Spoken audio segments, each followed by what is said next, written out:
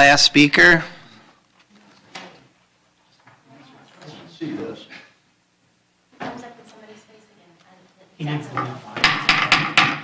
Please. Welcome. Hey, thanks. So my name is Sandi Hayner. I live at Lydia Circle in Stillwater. So I have this other thing I want to talk about, but first of all, George, I still haven't received the answers to the questions I asked you 4 months ago regarding the questions I had regarding compliance with the Minnesota Data Practices Act. And I just want to add that I think that's kind of ridiculous, especially considering your induction to the Minnesota All-State School Board, but hey. Okay, so the other reason I'm here is to talk about the community conversation that I attended recently. It was called Most Likely to Succeed. It started with 3 leading videos. Some of them were conflicting with one another, but also very one-sided and seemingly picked to lead the viewer to one mindset.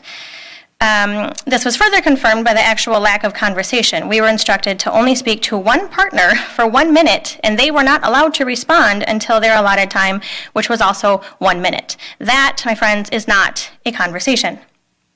Then we had a handful of minutes to talk amongst a group of 4 or 5, but only about the specific questions that were on the worksheet.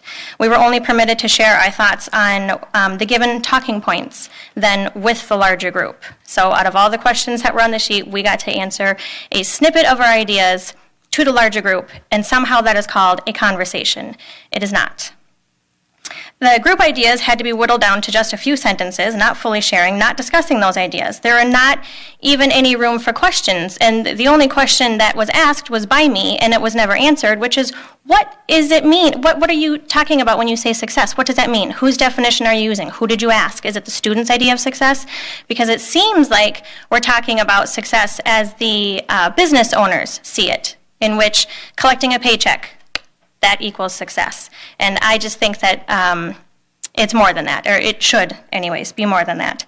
So naturally, some groups were talking over their allotted time, and we were told that the reason that it needed to come to an end is because we might have 4 ideas, but limiting the time really helps us narrow down prioritize the ideas. However, this also limits creative and critical thinking and serves only to reiterate the agenda of the videos that were chosen. It is predictable Delphi technique, and I think it's crazy that we're talking about how we want students to be innovative and really dig in and find out, what it all means, and yet in the conversation about that, we are not allowed to do it. I didn't hear any talk of what students want either while we were there, and I just think if it's their experience, maybe they should have a say.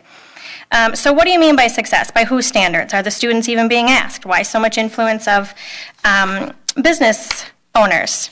Then the first question on the handout was, based on the needs of the new economy, what experiences must we ensure all students have before they graduate?